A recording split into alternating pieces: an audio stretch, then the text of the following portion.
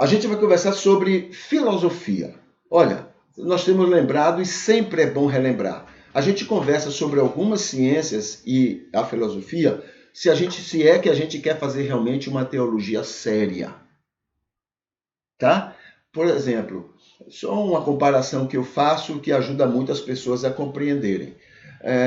A arqueologia, né, ela estuda assim, ela quer saber como era a cultura dos índios ou de quem quer que seja há 200 anos atrás. Como era aquela cultura, o que é que eles, né, faziam, pensavam, como é que eles agiam, como era a vida cotidiana deles e tal. Então, como é que eles fazem? Eles cavam, encontram vestígios daquela cultura, né? Cerâmica quebrada, potes inteiros, lugares construídos, eles descobrem ali, tem vestígios daquela cultura.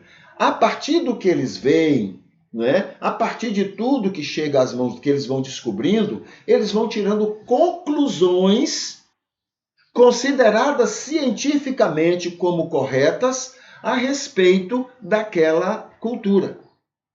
Claro que pode haver erros, né? Claro, mas essa é a maneira, né, científica de analisar aquela cultura. É por isso que a ciência, né, hoje diz uma coisa, amanhã vai dizer outra, porque ela vai descobrindo novos vestígios e vai percebendo que aquilo que ela dizia antes não era, e não há nada de mal nisso. Não temos que criticar a ciência por isso. Pelo contrário, isso quer dizer que ela é séria, que ela sabe reconhecer que está errado e agora vamos pensar em alguma coisa mais correta. É maravilhoso isso. Não tem que fazer como muitas vezes a gente faz, ficar encobrindo os erros. Não foi bem assim.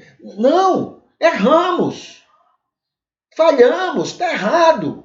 Agora descobrimos uma nova maneira de entender a coisa.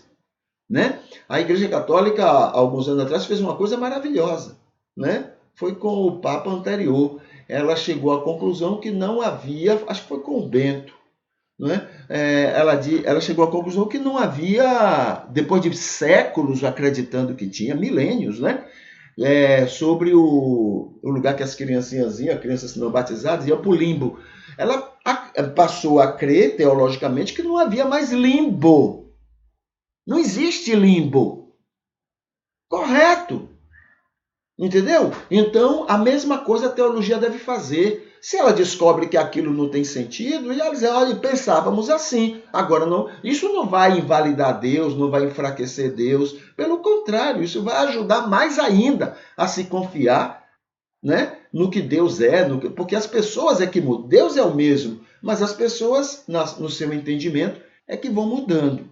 Tá bom? Então, essas ciências vão nos ajudando a fazer novas descobertas. Em relação à filosofia, aqui tem uma palavra sobre a definição de filosofia, etimologia, né? A palavra filosofia do grego é uma composição de duas palavras, philos e sofia. A primeira é uma derivação da filia, que significa amizade, amor fraterno e respeito entre os iguais.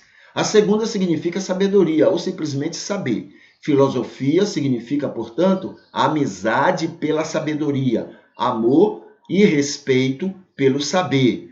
E o filósofo, por sua vez, seria aquele que ama e busca a sabedoria, tem amizade pelo saber, deseja saber mais, né?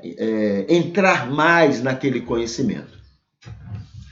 A tradição atribui ao filósofo Pitágoras, de Samos, que viveu no século V a.C., né? Mais ou menos 500 anos, 400 anos antes de Cristo, a criação da palavra. Conforme essa tradição, Pitágoras teria criado o termo para modestamente ressaltar que a sabedoria plena e perfeita seria atributo apenas dos deuses. Só eles é que sabem tudo. Os homens, no entanto, poderiam venerá-las e amá-la na qualidade de filósofos. A palavra filosofia não é uma invenção moderna a partir das palavras gregas, mas um empréstimo tomado da própria língua grega. Os termos filósofos e filosofém já teriam sido empregados por algum pré-socrático, como, por exemplo, Heráclito, Pitágoras e Górgias, e pelos historiadores Heródoto e Tucídides. Em Sócrates e Platão, é acentuada a oposição entre Sofia e... tem outro nome aqui, que eu agora não vou ler. Em que o último termo exprime certa modéstia e certo ceticismo em relação ao conhecimento humano. Então, em outras palavras, a filosofia vem de séculos, 5 séculos antes de Cristo, lá na Grécia, quando as pessoas estavam estudando sobre as coisas, era o início da ciência.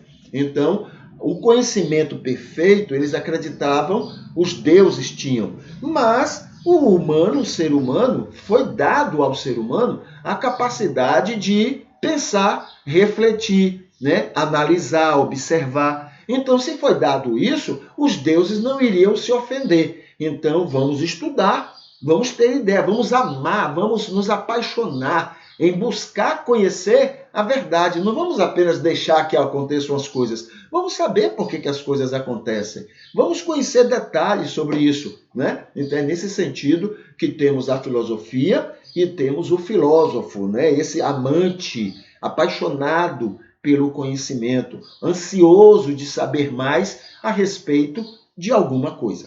Tá bom? Então, basicamente, a filosofia se inicia, com essas modalidades e esses objetivos bem claros na cabeça desses estudiosos. Tá bom?